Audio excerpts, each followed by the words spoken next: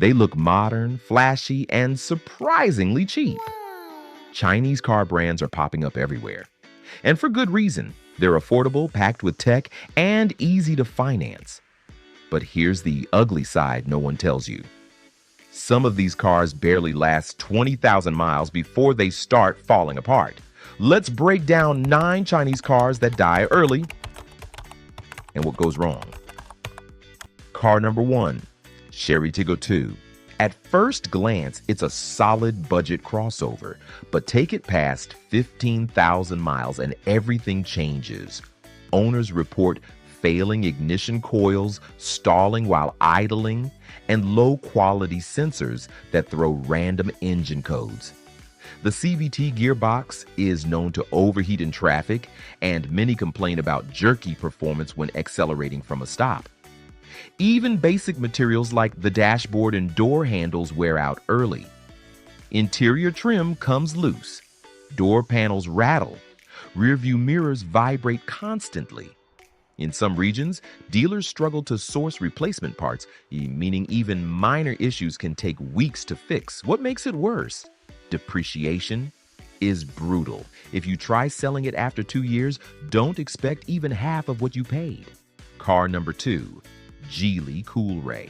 It's one of the best-selling compact SUVs in Southeast Asia. It's got style, turbo power, and a tech-heavy interior. But the Coolray suffers from serious long-term reliability concerns. The 1.5-liter turbo engine, while punchy, is prone to carbon buildup. If you don't use premium fuel and follow strict maintenance, performance drops hard. And early turbo failure isn't uncommon. The dual-clutch transmission overheats in traffic jams, especially in hot climates. It hesitates at low speeds and bangs into gear when downshifting. Several owners also report infotainment failures, Bluetooth disconnections, and power window motors dying under 25,000 miles. Mechanics complain about tight engine bays and poor access to basic components. The technology looks great on paper, but once it breaks, it becomes a money pit. Car number 3, BYD F3. BYD calls this a budget-friendly sedan inspired by the Toyota Corolla. But while the outside may look decent, the inside tells a different story. Steering rack problems appear early. Owners report loose steering play and knocking sounds. Power steering pumps fail around 20,000 miles. Fuel injectors clog frequently, leading to poor throttle response and hard starts. Some have even reported stalling at intersections. Suspension bushings wear prematurely, making every bump feel worse than it should. Shocks start leaking, and the cabin insulation is so poor that road noise becomes unbearable after a year. The F3 may look like a clone of a reliable Toyota, but the difference in quality is night and day. Car number 4, Haval H1, subcompact SUV that promises economy, but delivers headaches. The H1 has persistent electrical issues.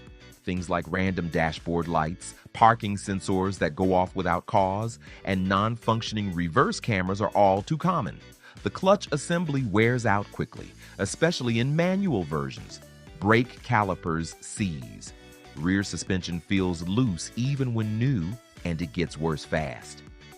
You'll also notice serious rust forming around door hinges, trunk edges, and undercarriage components before you hit 25,000 miles, especially in humid climates. Even small issues become big ones because authorized service centers are often undertrained and understocked on parts.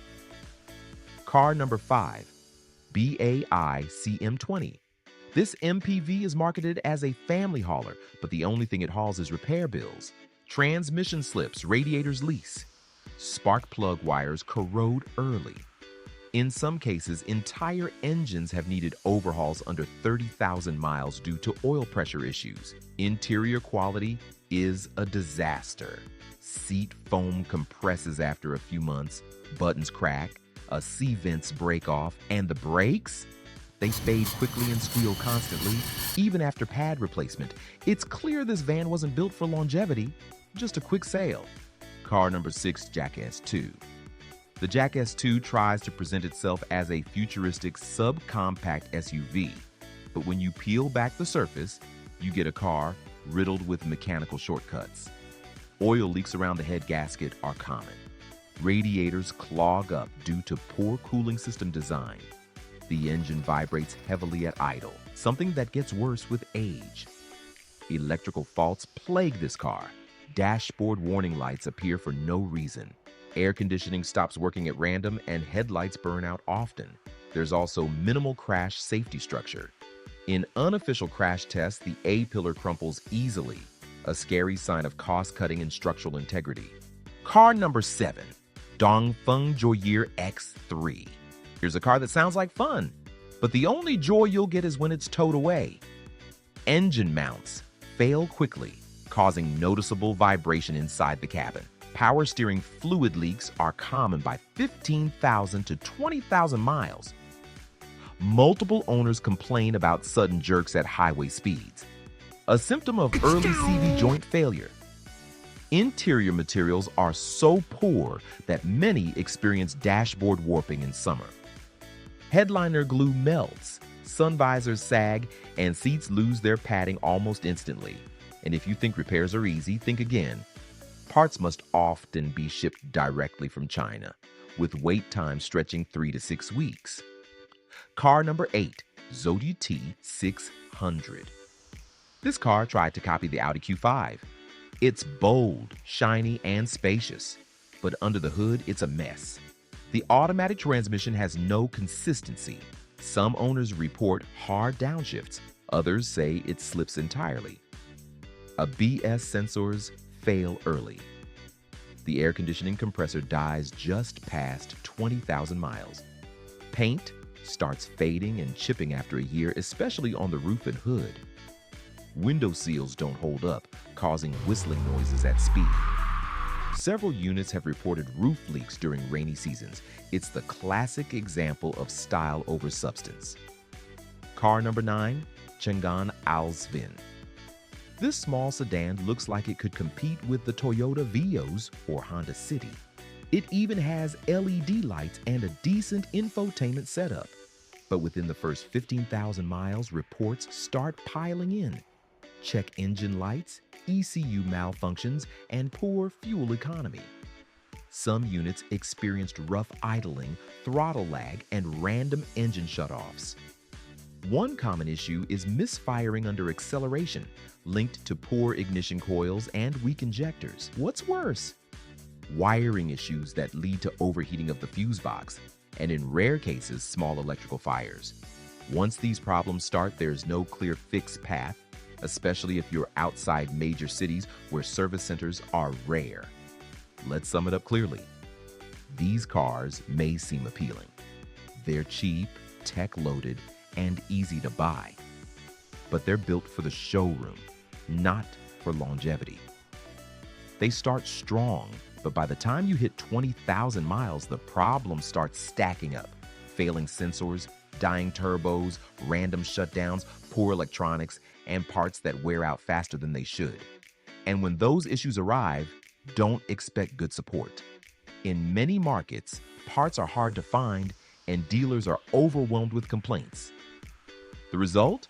A car you can't rely on, can't fix easily, and can't resell without losing most of your money. If you're thinking about buying a Chinese car, do your research. Some brands, like newer BYD EVs and GWM's updated models, are improving. But many models still aren't ready for long-term ownership. If a car can't survive 20,000 miles without falling apart, is it really a bargain? Choose wisely. Your future self and your wallet will thank you.